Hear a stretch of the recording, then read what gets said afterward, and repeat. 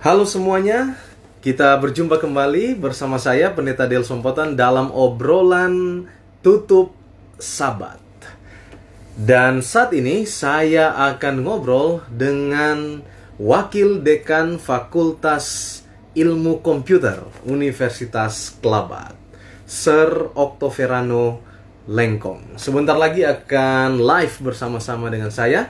Kita akan ngobrol banyak menyangkut ilmu komputer ataupun tentang digital yang saat ini banyak digunakan orang.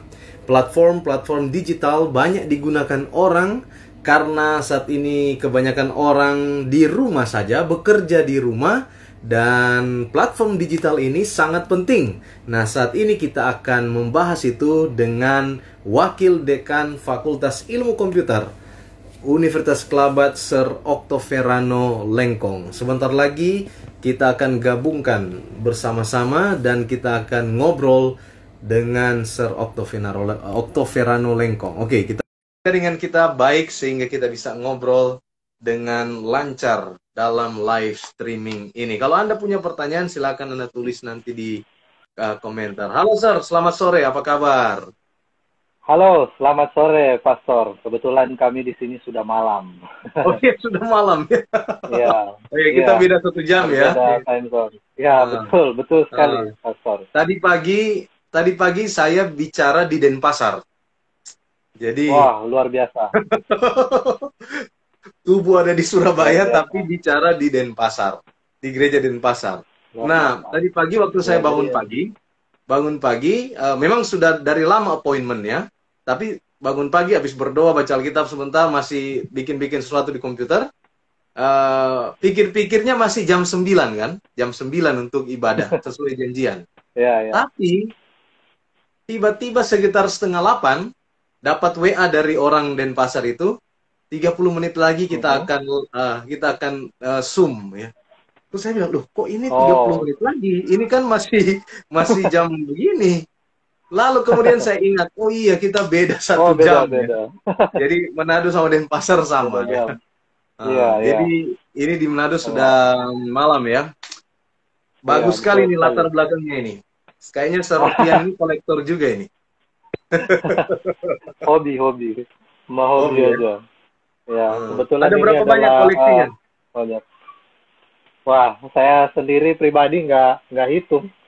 Jadi saya udah nggak dihitung. Tapi kalau bilang ribuan mungkin ada. Ini baru Ribuan. yang tampak saja. Tapi yang disimpan tidak nampak itu juga ada lagi gitu. Banyak. Cukup lah. Iya. Oke. Jadi saat ini kan rata-rata semua orang ini berpindah ke platform digital ya. Ya, betul. Dan saat Situasi ini dan kondisinya begini. betul. Kuliah pun mungkin seperti itu sekarang kan? Ya, kondisinya di kami juga memang seperti itu. Ibadah pun kalau di gereja ke digital semuanya ya. Jadi ada banyak aplikasi mau yang tidak digunakan. mau. Mau tidak mau ya. Akhirnya kita harus apa ya?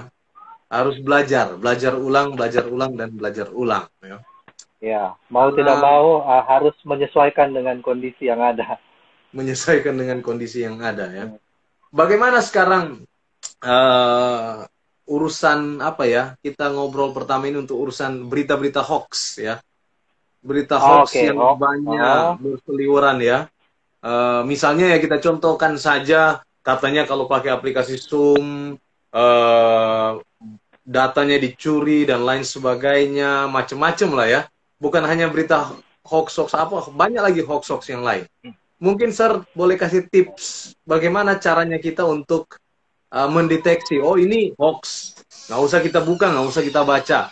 Ada kira-kira tips dan triks? Oke, kalau ditanyakan seperti itu, pertama kita bicara tentang hoax-nya dulu. Nah, hoax ini dia itu timbul karena situasi dan kondisinya yang sudah seperti ini. Akhirnya timbullah ini hoax ini. Kalau mau kita bandingkan keadaan sekarang dengan yang dulu, kenapa baru sekarang sepertinya tren sekali ini kata hoax ini kan sebenarnya. Iya, betul. Sebelum-sebelumnya kan kita jarang dengar. Mungkin semakin ke arah digital, semakin banyak ini dan semakin terkenal ini kata hoax ini. Tapi di zaman kayak mungkin kita sekolah dulu, mana kita mengenal kata hoax ini? Artinya dari manapun dia punya asal kata ini, pada intinya kan tidak menceritakan tentang suatu fakta atau kebenaran. Tapi di zaman kita sekolah dulu, nggak pernah bicara, oh itu hoax, nggak ada. Jadi dia lebih muncul itu sekarang karena memang situasi dan kondisinya memaksa sehingga timbullah ini hoax ini, gitu. Nah, tadi ditanyakan, lalu bagaimana caranya sekarang dengan situasi dan kondisi seperti ini? Mungkin sulit membedakan ya, mana yang benar, mana yang fakta, mana yang mungkin hanya dipelintir saja, atau mungkin penggunaan bahasanya saja. Jadi muncullah ini hoax ini. Nah, memang hal yang pertama agar supaya kita ya bisa dikatakan bisa membeda-bedakan dan kita tidak mudah percaya dengan hoax, yaitu sebenarnya datang dari kita sendiri masing-masing. Nah, dengan bagaimana caranya supaya kita bisa membedakan? Memang dari segi pengetahuan yang pertama itu perlu. Karena dari pengetahuan yang kita miliki, itu biasanya menentukan untuk kita mau judge setelah itu.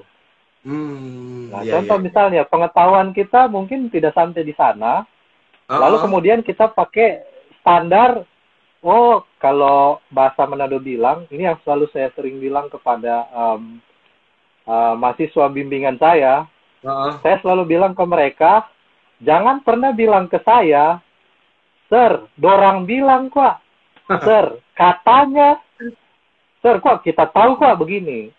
Saya saya pakai. Tapi Anda harus memberikan alasan yang kuat, bukti yang kuat, bahwa apa yang Anda sampaikan itu memang benar adanya.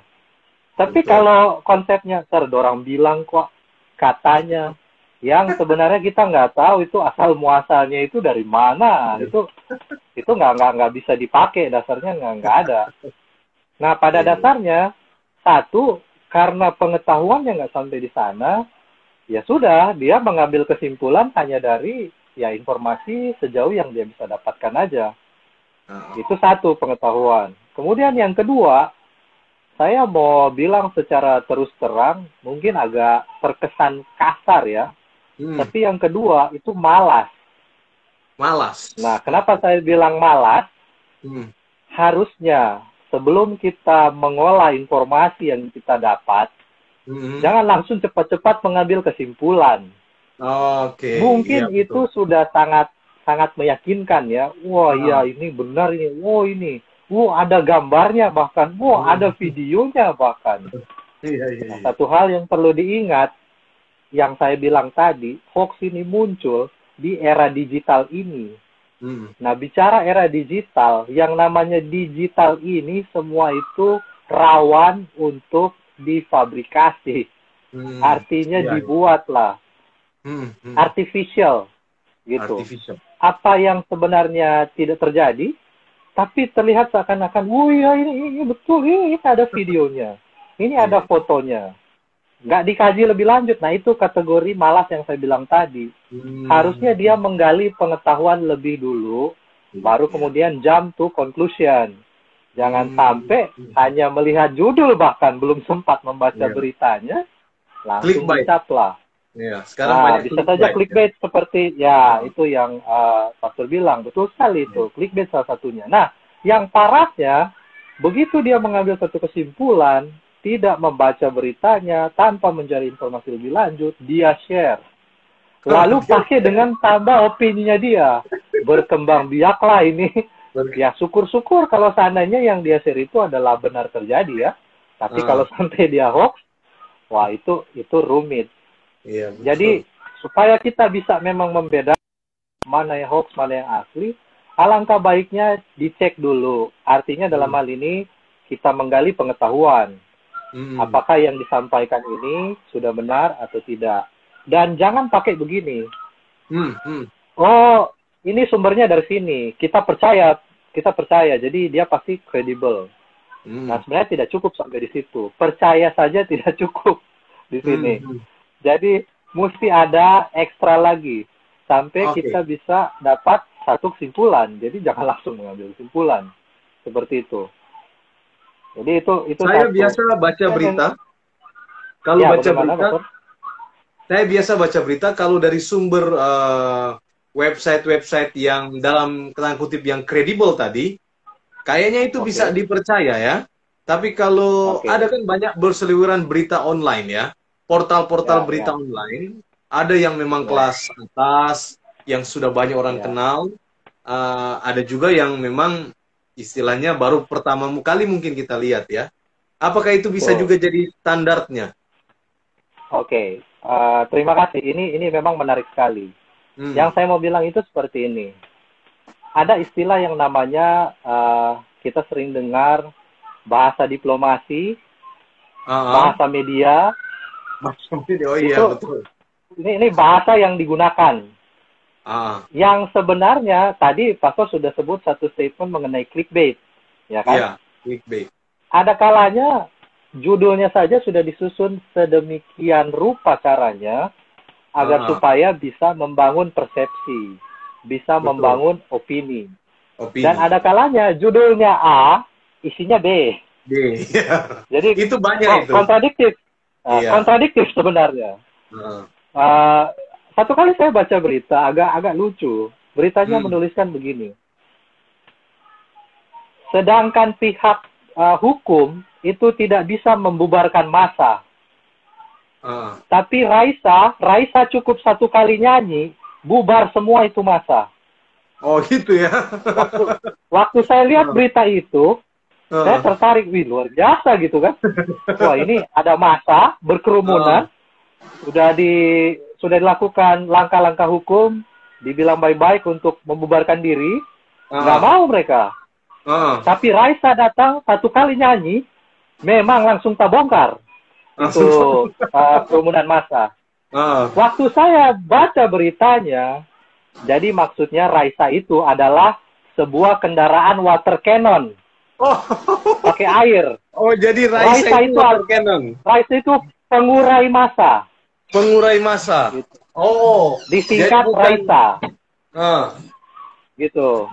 jadi bukan Nah bukan itu Raisa penyanyi, ya bukan bukan Raisa Raisa penyanyi. penyanyi. Nah begitu saya Hmm. bilang itu, pastor kemana-mana definisinya Iya. kan. Dan yang terkenal atau yang ada di kepala itu yang duluan diambil. Iya Kebetulan yang betul, pastor betul. tahu Raisa itu adalah nama seorang penyanyi. Penyanyi, Walaupun iya. sebenarnya Raisa itu bisa apa saja. Saya punya teman nama Raisa. Saya punya saudara nama Raisa. Bisa juga Raisa itu alat. Bisa Apa? juga Raisa itu yang dimaksudkan tadi, pengurai massa ternyata. Nah, Tergantung itu kan. pengetahuan ya, tergantung pengetahuan. Nah, kembali lagi kan. Harus digali lebih dalam lagi. Iya, Jangan tergantung langsung pengetahuan. cepat-cepat jump to conclusion. Iya, Nah, betul. kembali ke pendeta bilang tadi, apakah kita bisa pakai standar bahwa misalnya media itu terpercaya, artinya dia kredibel, selama ini selalu memberitakan fakta dan lain-lain. Nah, menurut saya, pendapat saya secara pribadi, kita juga apa yang disampaikan itu bukan makanan siap saji dalam tanda kutip. Tapi Iya, masih iya. ada harus yang diolah lagi gitu. Harus diolah Setelah lagi. kita sampai kepada pengetahuan yang cukup, sesuai dengan informasi yang ada, barulah kita mengambil kesimpulan. Jangan sampai nanti, walaupun medianya sudah terpercaya, tapi kemudian kita memakai itu sebagai dasar, bisa saja ada hal-hal lain yang mau disampaikan oleh media ini, namun bukan itu. Gitu. Jadi, Bagaimana kalau sekarang? bicara standar, silakan pakai standar yang sesuai pengetahuan yang tadi. Gitu. Jadi yang penting tadi adalah satu pengetahuan, yang kedua Ya. jangan malas untuk bertanya lebih dalam lagi ya. Betul, mencari Ya. informasi lebih banyak. Mencari informasi lebih dalam lagi ya. Jadi hoax ini kayak bukan seperti apa makanan siap saji ya. Ya, harus diolah lagi. Harus diolah lagi ya. Ini menarik ini gambarannya ya. Jadi hoax ini bukan makanan siap saji. Ini harus diolah lagi ya. Tadi ada contoh. Ya. Nah, sekarang kemudian bagaimana pandangannya Servian ini? Servian kan banyak di kampus ya. dan bergelut dengan yang namanya teknologi, aplikasi, dan lain sebagainya. Sekarang ini kan banyak yang di gereja sekarang ini menggunakan aplikasi-aplikasi untuk pelayanan, untuk pelayanan, ya, karena sekarang semua tidak ada kebaktian, jadi pelayanan dari rumah. Bagaimana keamanan kita menggunakan media sosial, menggunakan aplikasi-aplikasi untuk seperti, ya, kita sebut saja Webex, Zoom, Google Meet, dan lain sebagainya. Bagaimana sisi keamanannya dari aplikasi-aplikasi ini? Oke, baik. Saya kasih ilustrasi sedikit karena ini bicara mengenai security atau keamanan, ya. Iya. Kalau saya tanya ke pastor, menurut pastor punya rumah aman nggak? Aman nggak pastor punya rumah? Terlintas di pikiran tidak aman, ya. Oh, kenapa tidak aman? Apakah pastor tidak mengunci pintu pada waktu malam? Apakah ketika pastor keluar, pastor kan, tidak kunci pintu? Sekarang ini istilahnya begini, ya. Walaupun kita sudah aman, kita sudah jaga, kita sudah kunci pintu, tapi seringkali pencurinya juga bisa masuk, kan? Nah, jadi dari sini pastor bisa lihat, ya, arah perbincangan saya, pastor bisa lihat, ya. Betul. Jadi apalagi kalau ini bicara, balik lagi kita di dunia digital, ya. Betul. Dunia digital, kalau saya bilang saya mau kasih garansi bahwa dunia digital itu aman, wah mungkin saya bisa salah juga nanti, ya kan? Iya. Nah, kalau tadi ilustrasinya pastor sendiri bilang, pastor mau keluar pasti kunci pintu, tidur malam kunci pintu, bahkan disarankan oleh penegak hukum, jendela-jendela diperiksa, kalau kita mau tidur malam, atau kalau kita mau keluar rumah, apalagi dalam jangka waktu yang lama, rumah ditinggalkan, tolong dikunci, ya kan? Semua hal-hal berkaitan dengan keamanan kita sudah lakukan supaya aman tujuannya. Aman, iya. Oke. Tapi tetap saja kan terjadi, ada saja yang pastor bilang tadi, pemikiran-pemikiran criminal minds ini selangkah lebih maju dibandingkan yaitu keamanan-keamanan yang sudah kita pikirkan. Gitu.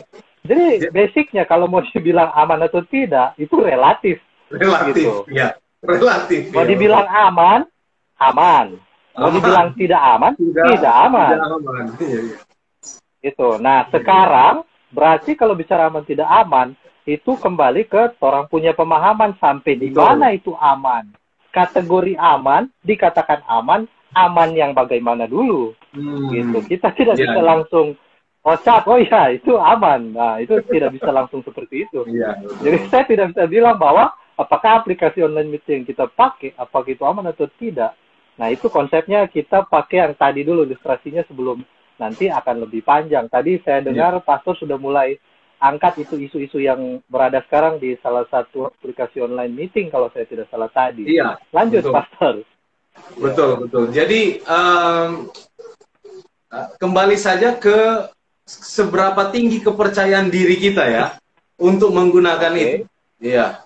Kalau kita berpikir ya kita pakai saja, aman-aman saja, ya pakai aja.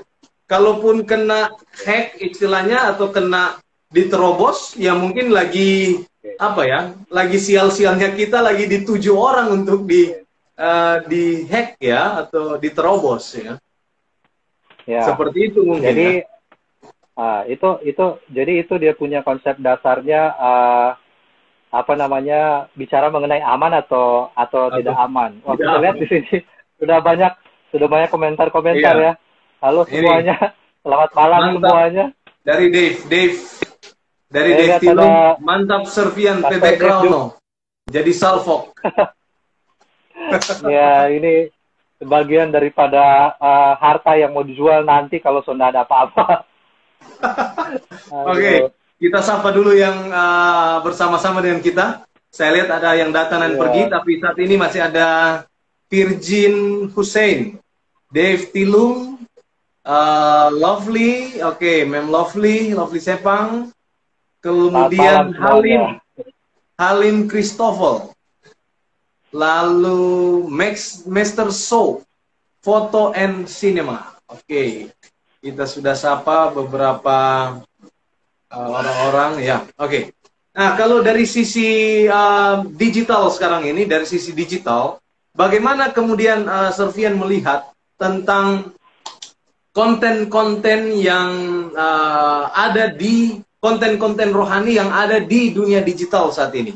Apakah ada efek daripada corona ini sehingga sekarang lebih banyak pendeta yang membuat konten-konten rohani sehingga ini mungkin membuat di dunia digital ini lebih banyak lagi konten-konten rohani? Kalau soal bicara konten, saya kira itu apa yang dia mau share. Jadi mungkin saya hanya mengkomentari dari sisi dia punya teknisnya saja, dia punya sisi digital. Karena kan kalau bicara konten, ya tentunya freedom of speech, kebebasan bicara masih di dalam tahap-tahap standar kewajaran. Saya kira itu harus diikuti. Termasuk misalnya jangan sampai kita bicara di luar mengenai isu SARA dan lain-lain. Jadi kalau bicara konten, mungkin itu bukan ranah saya, bukan background saya. Tapi saya mau komentari bicara dari sisi digital. Tadi sempat ditanyakan pendeta untuk ini aplikasi online meeting yang digunakan. Betul. Nah, saya mau bahas sedikit pemikirannya Pastor soal ini pemakaian online meeting yang tadi sempat diangkat juga bahwa ada yang bilang katanya kalau pakai aplikasi ini katanya nggak aman online meeting. Kalau pakai yang ini mungkin aman atau nggak aman karena awalnya aman atau tidak aman. Nah, sekarang kita lanjut ke sana. Kita agak ke ini ya pemikirannya kita robah dulu dari aman nggak aman ya. Kita robah dulu untuk bawa sampai di situ nanti. Oke. Sekarang saya tanya sama pastor. Saya lebih suka menjelaskan dengan ilustrasi itu seperti yang tadi. Iya. Saya lebih mudah dicerna. Mudah mengerti ya. Iya. Sekarang begini. Pastor ada usaha, ya kan? Pastor ada usaha. Nah, yang pastor jual itu ya simple lah, air minum lah. Pastor jual air minum. Dengan brand sompotan, katakanlah seperti itu ya. Nah, pastor sudah jualan minuman sekian tahun. Wah, sudah 10 tahun. Jadi pastor memang expert sekali kalau bicara minuman. Orang cuma tahu minuman itu sompotan, mereknya A, ya kan? Nah, out of nowhere, tiba-tiba saya datang. Lalu kemudian menjual produk yang sama. Begitu saya menjual produk yang sama, baru sampai ini orang, saya yang sudah 10 tahun berjualan air minum, dia yang baru kemarin jual, tiba-tiba yang beli sama dia mungkin sudah lebih dari setengah yang pastor udah jual selama 10 tahun. Hanya dalam hitungan beberapa waktu saja. Saya jadi kaya mendadak. Pastor membutuhkan usaha 10 tahun untuk mencari customer sebanyak itu. Sementara saya datang dengan produk yang sama, air minum, dengan brand yang berbeda. Katakan saja brand Lengkong. Dia hanya membutuhkan usaha sedemikian rupa, nggak perlu sampai 10 tahun, bisa mendapatkan, bisa dikatakan lebih dari yang pastor dapatkan selama 10 tahun. Nah, apa yang ada di pikiran pastor? Soalnya sama-sama jual air minum, pasti pastor kan ini kompetitor ini, penyaing saya. Kompetitor. Nah, ya mungkin terobos. Itu yang ingin saya pikirannya ke sana. Jangan lupa, semua itu diarahkan ke sana kan. Hoax semua. Oh ini nggak benar ini, nggak boleh pakai ini. Pikirannya ke sana semua kan. Mereka lupa ada indikator yang lain. Itu cuma satu. Ada indikator yang lain lagi. Nah, jangan lupa, ada satu indikator yang sebenarnya semua orang tahu. Jangan lupa ada yang namanya persaingan bisnis. Dari mana kita tahu? Balik lagi ke hoax tadi. Dari mana pastor bisa tahu bahwa itu tidak aman? Cuma baca berita. Tahu dari teman. Dari mana kok orang tiba-tiba bisa punya pengetahuan? Wah, cerdas sekali ya. Sedangkan saya sendiri ketika berita itu ada, saya nggak tahu apa-apa. Oh, yang katanya enkripsinya tidak ditutup, macam-macam lah istilahnya. Oh, dia nggak end-to-end encryption. Wah, segala macam istilah udah dipakai. Saya orangnya nggak suka yang terlalu tinggi-tinggi pikirannya. Pikir aja dulu yang simpel, buat apa tinggi-tinggi. Begitu saya lihat-lihat, saya nggak langsung bilang bahwa oh ini nggak aman ya. Selama orang bilang lebih baik nggak ada pakai, ada beberapa institusi yang sudah memutuskan, oh kita nggak boleh pakai aplikasi ini. Iya. Oh kita nggak boleh aplikasi itu. Oh begini, oh tidak disarankan begitu. Lalu kemudian mereka amat disayangkan ya kalau hanya mengambil keputusan hanya dengan berita-berita saja. Nah, apakah kita bisa ambil keputusan? Ini link beritanya dari situ. Wah, menurut saya sangat disayangkan kalau kita mengambil keputusan hanya berdasarkan link berita. Itu amat disayangkan. Apakah pikiran matang-matang? Jadi kalau saya lihat ada banyak indikator-indikator, mau bicara aman relatif. Mau bicara juga indikator yang lain, barusan saya bawa pikiran kita misalnya mengenai ya persaingan bisnis. Ya, saya nggak bilang di situ ada persaingan bisnis, gara-gara persaingan bisnis lalu kemudian terjadi itu. Oh, kita nggak bisa kesimpulan juga. Ini betul. Bisa saja terjadi. Ada indikator yang bisa dinilai dari sana. Ya, pastor jual 10 tahun, saya baru jual 2 minggu. Hampir bisa menyaingi apa yang pastor dapatkan. Betul. Nah, itu kita jangan lupa ada hal-hal yang seperti itu. Nah, bicara mengenai aman atau tidak aman, oh nggak mungkin. Semua ada hukum. Semua ada sesuai standar. Ya. Apabila tidak sesuai, itu pastor punya bagian juga. Saya kira pastor mengambil mata kuliah atau mengikuti perkuliahan tentang hukum, semua ada aturan. Tidak mungkin dia sampai develop itu aplikasi, lalu kemudian dia tidak mengikuti aturan yang ada. Sekarang saya mau tanya pastor. Pastor punya akun sosial media. Punya. Kenapa pastor dihadapi situasi seperti ini? Dari mana dia bisa tahu ya? Kok saya lagi mau cari sepatu, kok dia bisa tahu ya saya lagi cari-cari sepatu ya? Dia tahu dari mana ya? Saya lagi cari-cari mau beli headphone. Kok dia bisa tahu ya saya lagi cari headphone? Dari mana dia tahu? Kalau menurut pastor, dari mana dia tahu? Nah, mungkin ada satu hal yang sebenarnya, ini balik lagi kata tadi, ada satu hal lagi soal malas tadi. Malas tadi. Pastor kalau install aplikasi, jaga baca nggak itu license agreement? Ah, itu kebanyakan enggak ya. Atau cuma next, oke, yes, finish. Finish, iya. Ya kan? Siapa yang mau baca EULA? End User License Agreement. Panjang. Kalau mau print mungkin satu buku begini, Betul. Siapa yang mau baca? Nggak ada yang mau baca. Nah, siapa yang mau tahu di agreement ditulis begini? Apakah Anda setuju ketika Anda menginstal aplikasi ini bahwa Anda adalah gila? Yes. Finish. Nggak ada yang tahu. Saya aja secara pribadi, saya baca, tapi saya nggak bisa baca semua gitu. Betul. Oke, Sir. Sebelum lanjut, ini ada pertanyaan. Ada pertanyaan? Iya, ada pertanyaan. Pertanyaan. Apa saja risiko dari ini maksudnya pencurian kali ya? Pencurian data pribadi. Karena banyak orang merasa sebenarnya nggak masalah jika data privasinya di-share. Oke. Iya. Oke. Kalau ditanyakan ya, apa saja sih risiko dari pencurian data pribadi? Risiko yang bisa ditimbulkan apa? Nah, namanya risiko, ada risiko kecil, ada risiko besar. Tapi kalau data pribadi itu sampai bocor tidak kepada orang yang berhak atau dipakai untuk keperluan yang ya negatif lah, tidak pada tempatnya. Ya. Saya bicara yang paling buruk saja ya. Saya bicara yang paling buruk. Bisa saja contoh data pribadi dari pastor punya itu bocor. Nah, saya bisa gunakan profil pastor ini, pendeta Sompotan, untuk apa saja. Nah, misalnya untuk keperluan pencurian, katakanlah dalam bentuk monetize atau uang. Karena saya punya data pribadi dari pastor, saya pakai untuk yang itu. Itu cuma satu dari sekian banyak. Ada juga misalnya itu istilah yang orang saja dengar, pembunuhan karakter. Pembunuhan karakter. Iya. Orang bertindak layaknya pastor, padahal itu bukan pastor. Iya, betul. Itu banyak terjadi sekarang ini ya. Ya, itu bukan 1-2 kali terjadi.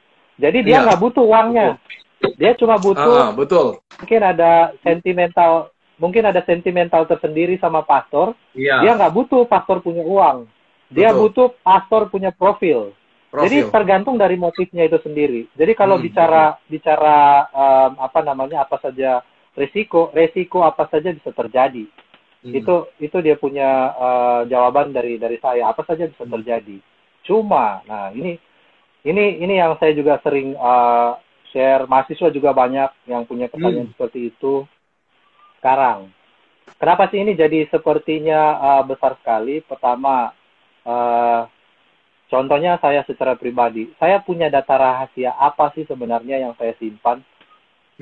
Kalaupun data rahasia, paling foto-foto pribadi saya itu sudah cukup rahasia, levelnya cukup tinggi di saya gitu. Nah, rahasianya pun foto-foto saya itu apa sih isinya? Paling isinya saya dengan anak-anak saya, istri saya. Artinya nggak ada konten-konten negatif lah. Iya, betul. Mungkin dari situ saya merasa tadi makanya dituliskan di sana sebenarnya nggak masalah pun kalau data pribadinya di-share. Karena mungkin isinya ya tidak ada sesuatu yang bisa diambil keuntungan dari sana gitu.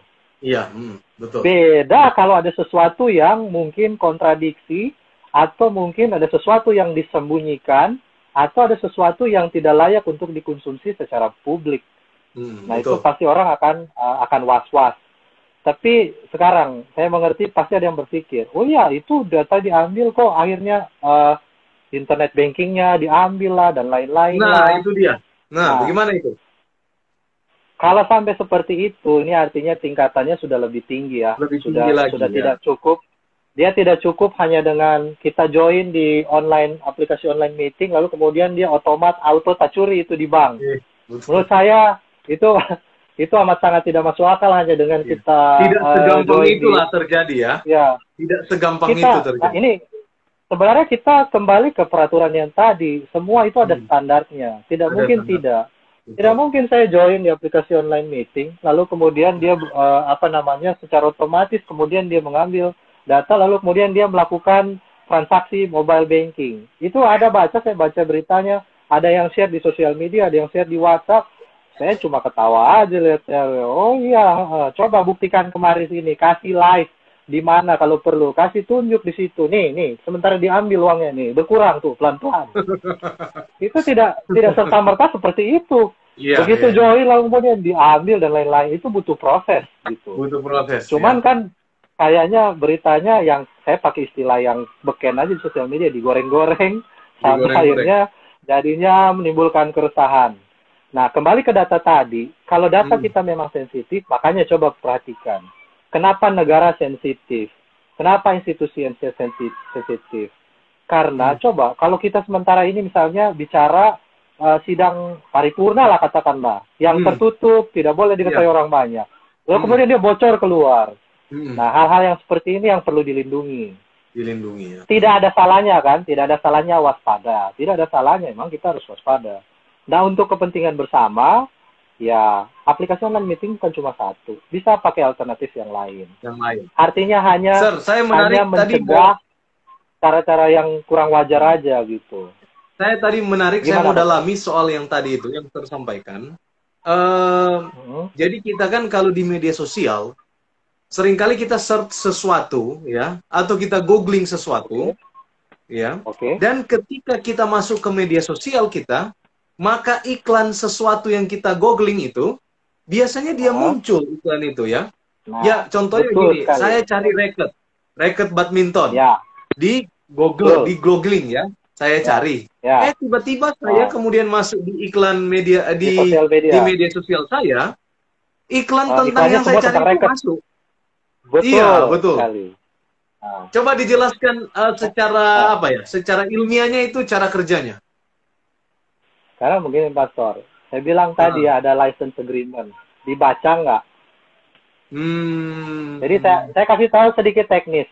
License agreement ya. Gitu, betul. Secara digital, bicara sosial media, bicara soal iklan, itu kita kenal ada yang namanya advertising ID. Nah, advertising ID itu di-embed atau sudah memang menempel di account masing-masing kita. Contoh, pastor punya advertising ID itu nomor 3. Saya punya advertising ID, saya nomor 12. Begitu pastor search di mesin pencari, Iya. nah dia akan rekam semua itu. Iya. Nah, nanti Betul. dia akan ambil berdasarkan advertising ID, muncullah di sosial media atau di akun pastor semua terkait dengan yang pastor cari. Jadi Betul. memberikan recommended. Ah, Tapi betul. diberikan bahasanya, bahasa diplomasinya, dan itu semua ada di license agreement. Itulah sebabnya salah satu pendiri atau developer sosial media kemarin dipanggil kan oleh senator-senator menjelaskan. Walaupun agak lucu juga sih, ya karena mereka nggak tahu kan seperti apa. Jadi sebenarnya begini, apa bedanya? Apa bedanya dengan aplikasi online meeting yang kita pakai, lalu kemudian tiba-tiba sampai ada di sana? Cara kerjanya itu sebenarnya sama saja. Sama aja ya. Nah, sambil kita membawa pikiran kita ke indikator yang lain tadi ya, Pastor ya. Jangan cuma menganggap ini hanyalah pencurian data. Iya, betul. Kalau cuma kita berpikir di pencurian data, maka cuma disitulah yang kita pikirkan sehingga kita putuskan nggak betul itu aplikasi. Jadi harus terbuka. Makanya memang pengetahuan itu penting. Nah, ada banyak pertanyaan-pertanyaan masuk. Jadi itu kira-kira yang bisa dijelaskan. Sir, ini waktu kita sepertinya sudah mau selesai. Tapi sebelum selesai, saya mau tanya beberapa bagian juga yang lain. Bagaimana dengan Ungklab sekarang untuk pendaftaran mahasiswa baru? Apakah tetap akan jalan untuk perkuliahan mahasiswa baru? Kalau dari kami di sini, kami memang di sini semua sudah antisipasi. Jika ya dari kami sih terus terang kami berharap kalau misalnya semuanya itu bisa kembali normal seperti sedia kala. Jadi ada pendaftaran pertemuan secara fisik diharapkan seperti itu. Tapi kami dalam hal ini mematuhi segala peraturan yang ada sambil menyesuaikan situasi dan kondisinya seperti apa. Jadi kami tidak mau melanggar atau saran-saran yang sudah diberikan yang ada dan tetap mengikuti standar yang ada. Oleh sebab itu, karena melihat trennya masih seperti ini, sementara kebutuhan itu sudah dekat, maka tetap kami ambil keputusan untuk tetap dilakukan secara online sampai sejauh ini. Dan untuk di semester pendek ke depan ini akan datang, di bulan yang akan datang ini, pendaftarannya juga akan dilakukan secara online. Itu pun ada beberapa persyaratan yang harus dipenuhi. Gitu. Contohnya, ya wajib memiliki jaringan yang fix, harus punya gadget yang bisa memadai. Karena kami tidak bisa memfasilitasi karena kita berbeda tempat. Beda kalau mereka ada di sini, kita bisa sediakan lab, itu tidak jadi masalah. Tapi kalau mereka di luar, jadi mereka yang harus menyediakan sendiri. Kalau memang persyaratannya itu dipenuhi, baru mereka bisa mendaftar. Jadi kita juga tidak memaksakan diri. Tanggal berapa pendaftaran di Ungklab mahasiswa baru? Saya lupa dia punya pasti. Bulan apa? Bulan depan. Iya, bulan depan. Jadi pelaksanaannya itu bulan depan untuk summer school. Berapa banyak sekarang mahasiswa Fakultas Ilmu Komputer? Kalau bicara yang aktif 500-an lebih ya, yang aktif. Ya. Tapi kalau mau dihitung sampai dengan yang tidak aktif, mungkin bisa di atas lagi. Gitu. Karena ada juga yang sambil bekerja, ya. Tapi kalau yang aktif mungkin sekitar situ 500-an lebih. 500-an ya. Wah, luar biasa ya. Fakultas Ilmu Komputer Ungklab betul-betul maju sekarang ini ya. Banyak ini ya. Servian, puji Tuhan lah. Puji Tuhan lah ya. Servian mengajar apa di Fakultas Komputer sekarang? Selain tugas struktural ya. Saya mengajar web design. Saya mengajar etika komputer, computer ethics. Yang di dalamnya ada poin-poin tadi mengenai hoax, mengenai undang-undang, mengenai bagaimana kita menggunakan komputer yang betul, itu ada juga sampai di situ. Ya selain itu saya mengajar juga multimedia. Oke. Saya mengajar Introduction Information System juga. Ada cukup macam-macam. Masih banyak ini ya, mengajar ya? Ya itu yang saya ajarkan. Kalau ada mata kuliah yang desain itu yang saya ajarkan. Sebenarnya ada lagi human computer interaction saya mengajar cukup banyak. Tapi kalau untuk yang semester ini ada dua mata kuliah inti yang saya ajar, yaitu tentang information system dan satu lagi etika komputer. Dua itu yang utama yang saya ajarkan kebetulan semester ini. Berarti lebih banyak juga pekerjaan di struktural ya? Iya. Tanggung jawab struktural cukup banyak. Makanya disesuaikan dengan load SKS yang diberikan untuk mengajar. Ya. Oke, Servian, terima kasih atas waktunya. Saya bisa simpulkan apa yang kita bicarakan pada saat ini dalam obrolan tutup sahabat ini. Yang dari sudut pandang saya, dari obrolan kita ini, Servian banyak membuka wawasan kita. Yang pertama, yang mungkin ini satu-satunya yang saya bisa simpulkan, yaitu ketika kita mendownload sesuatu, perhatikan legalitas agreement yang ada di sana. Paling tidak mungkin baca sedikit lah ya. Jangan langsung next. Oke. Lalu setelah kita pakai itu, aplikasi itu, setelah kita install media sosial itu, terjadi sesuatu dengan akun kita atau dengan data kita, lalu kita berkoar-koar keluar, seakan-akan kita korban. Padahal itu mungkin bagian daripada agreement itu yang tadi kita lewat-lewat. Dianya aja yang tidak baca sebenarnya. Iya, begitu. Itu mungkin yang pertama. Dan yang kedua tadi, hoax itu adalah makanan siap saji. Ya, makanan siap saji. Ada baiknya kita memasak. Ya, dalam arti ketika dapat berita, diolah. Ya, dan itu semua bergantung pada dua hal, yaitu pengetahuan kita dan kerajinan kita lah ya, kerajinan kita untuk menelaah lebih dalam lagi ya. Jadi ini yang boleh kita simpulkan. Terima kasih Sir waktunya. Ini seperti kuliah 60 menit. Berapa SKS ya kalau kuliah begini? Ya kalau 1 jam mungkin udah 1 SKS ini ya. Terima kasih banyak waktunya. Boleh kita akhiri dengan doa? Boleh, Pastor. Sebelumnya mohon maaf, mungkin ada pertanyaan tadi atau komentar-komentar yang belum sempat dijawab. Mungkin nanti di lain waktu kita bisa menjawab pertanyaan-pertanyaan atau komentar-komentar. Jadi mohon maaf belum bisa semuanya dilayani karena kita di sini hanya bincang-bincang ringan saja dan waktunya juga kita batasi. Mungkin di lain waktu, di lain topik atau di lain-lain bisa kita berjumpa lagi dan bisa ada tanya jawab. Kita ulangi lagi, nanti kita ulangi sesuai dengan latar belakang lebih spesifik dari Servian tentang web design. Nanti kita akan ulangi lagi, mudah-mudahan ada waktu lagi di kesempatan mendatang. Ini cukup banyak yang bergabung dengan kita, cukup banyak. Oke, kita berdoa. Kita berdoa. Bapa dalam surga, terima kasih untuk kesempatan yang indah dalam program obrolan tutup sabat. Kami boleh berbincang ringan, ngobrol dengan Servian Lengkong yang saat ini ada di Ungklab. Tuhan, kami banyak mendapatkan informasi penting untuk memperkaya pengetahuan kami di bidang penggunaan media-media digital dan aplikasi-aplikasi.